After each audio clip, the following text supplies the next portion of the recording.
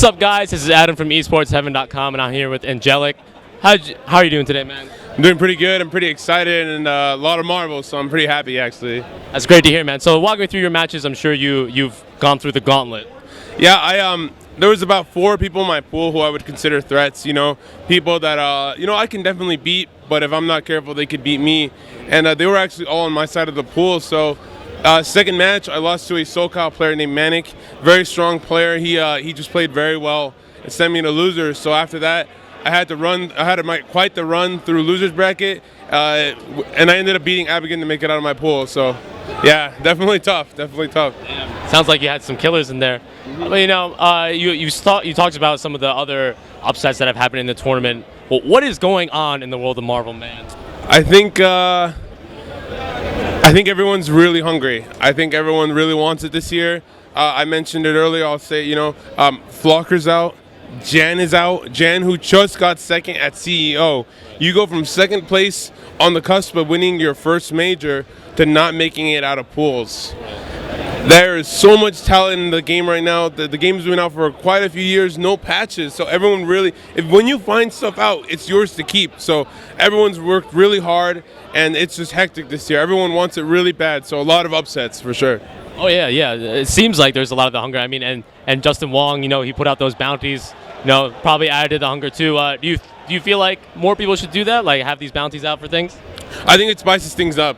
I think a lot of the let me rephrase that. I think a lot of the newer players, they lose fire quickly. They accept who the best are, and they're content with that. You stay the best by constantly being challenged by the rest. I want to beat Justin Wong. I want to beat Champ. I want to beat Chris G. I want to beat them consistently. I want to wake up with half my eyes because I want to beat them. I aspire to be a good enough player to do that. But certain players, they feel like it's an unsurmountable wall. Like they'll never get over it. So the bounties really help, because now if you just didn't think it was possible out of sheer will, now there's money involved. Maybe somebody's like, I didn't think so before, but for $300 a pop, I'm going to work a little extra harder. So I like the bounties a lot. I think it really spices things up, and it puts everyone on the same level, which is to beat the best. Right. So it sounds like you have the hunger, right? You have this hunger to be the best. So what kind of training did you do to prepare for this tournament? Obviously, this is the World Championships at stake, so right. I'm sure that you had maybe some tech, or you had some sort of new training method, whatever. How I prepared specifically was I worked on my execution. I think it's really important to not drop combos. A lot of playing the game is just outsmarting the opponent. I can play and get smarter and smarter, but I really feel as long as I don't drop my combos, I will be smart enough to just keep outplaying them. Another thing I did is that the way Marvel is headed, there's so many different teams, so many different ways to play the game, that I specifically prepared a second character, Virgil, for my team. So I actually only won one match in my pool with Dorm. The rest I used Virgil because the Virgil Shuma is so ridiculously hard to beat. I've made a lot of tech. I literally just made tech for the team, and it's so new and people haven't seen it before that I've been hitting some people with some really crazy stuff, and really that carried me through pools. I can easily say that Virgil Shuma carried me through my evil pools this year, which is something that I have never played before. Right. So does that mean no more Dormammu, or is it kind of like what you've been doing with Wolverine and like Firebrand, where you're kind of just like switching them depending on the matchup, depending on how you feel? Yep, matchup. So Dorm has no even matchups. He either wins the match or he loses the match. If he doesn't win the match, there's no point in picking him.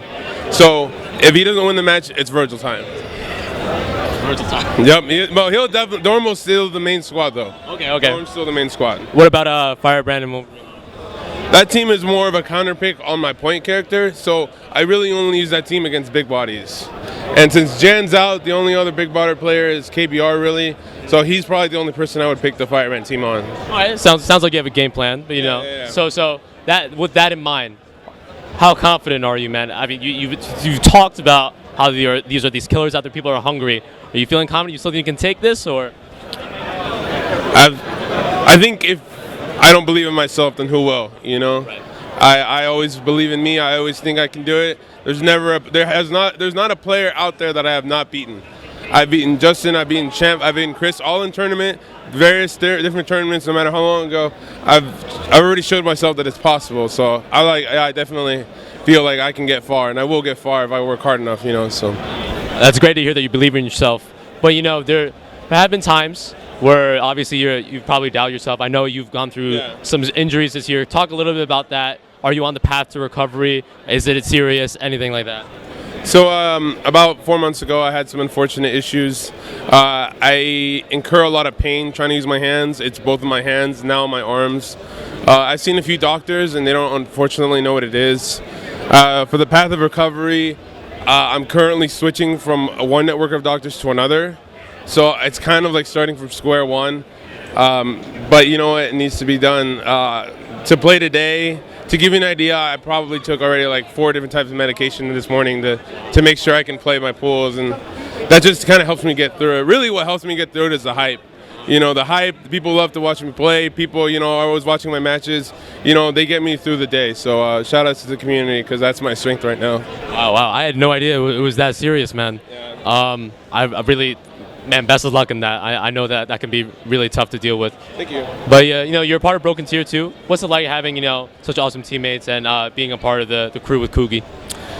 Brokentier is a family. I'll just say it flat out. Clockwork and Visam, we're all in the same room. I woke up this morning, I was watching the stream. Clock rolls over, he's like, "What time is it?" And I'm like, "Yo, it's 9:40." And then he gets out of bed, he's like, "Oh no, I'm late." It's just literally like a family. We eat together, we sleep together, we hang out. We see each other. We even if it's not gaming related, we all go out sometimes. So, I love Brokentier. They've given me a lot of opportunities, and they've always supported me. So nothing but good things to say about being a part of them. They've definitely changed a lot of things for me, and I'll stick with them for a while. Oh, that's great to hear, man. I was talking with Clock earlier this weekend. Man, he sounds like an entire different beast, man. He's got some confidence for this tournament for sure. Yeah, no, definitely. Yeah. So, you're a part of Arizona as well. What's the scene like there? And do you think there's any ways that you guys can improve it in any way? Definitely. I'm one of the main organizers for the Arizona scene. I think naturally, just being one of the biggest Marvel players from Arizona, you naturally become kind of like that leader role. There's quite a few players out there. I'd say probably there's about 20 players, a few names that people might know: Ninja Nam, Fizzy Cups. Some a little that are still working on it. There's Sakilic, Natsoy, Wenster. I think the scene is very dedicated. They're very strong. They still need more experience, but they're definitely my AZ boys. So, I do what I can to improve the scene. And anytime I go to a trip and I learn something new, I try to bring it back to the community. I have extensive character knowledge, so if there's a matchup that they might not know, we don't have a Super Scroll, but I've already played the best Super Scrolls. So I try to make sure to be available for them to ask me that, and then I'll tell them what I do against Super Scroll to hopefully prepare them for a matchup that they'll never be able to play because we don't have one. So, definitely try to do what I can to support the scene. I love our scene. That's awesome to hear. But as you say, you are maybe this leader of the scene. That's how you feel. When you go out, do you feel that pressure? I'm representing Arizona, not just myself. Arizona, Brokentier, all that. How do you deal with that pressure? I think it's the same way you deal with any other type of pressure. There's always people who, they cheer me on. They send me tweets, messages. Shout outs to all of them. They're like, I hope to see you in top 8. Hope to see Shuma win the first major. Things like that. And you just got to take them all as what it, at face value. And I'm going to do my best. I want it just as badly as they do. And I think if I let the pressure get to me anymore, it'll make me play bad. So, I definitely know that I represent myself, Brokentier, Arizona. I represent the characters I play. And all I can do is just give it my best, 110%, I think that is the best way to end this with that beautiful speech. Okay, are there any shout-outs you want to give, man? Words you want to say to your fans? How can your fans follow you? Yeah, shout-outs to everyone who follows, Team Shumagara, Squid Boys. Make sure to follow me at AZ Angelic. Shout-outs to obviously my sponsor, Brokentier, Brokentier.com, And then, anyone who's playing Marble out there. Marble's a great game. Play what you like. I have fun with the game.